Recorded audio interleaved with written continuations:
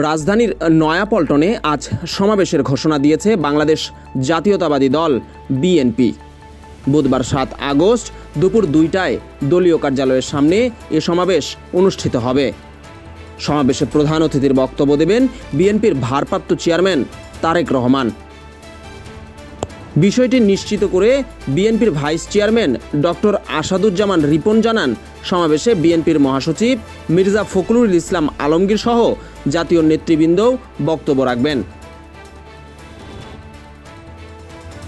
সর্বস্তরের জনগণ সহ বিএনপি এবং এর অঙ্গ ও সহযোগী সংগঠনের সব পর্যায়ের নেতাকর্মীকে যথাসময়ে সমাবেশে যোগদানের জন্য অনুরোধ জানানো হয়েছে। এদিকে সমাবেশকে ঘিরে রাত থেকে প্রস্তুতি চলছে।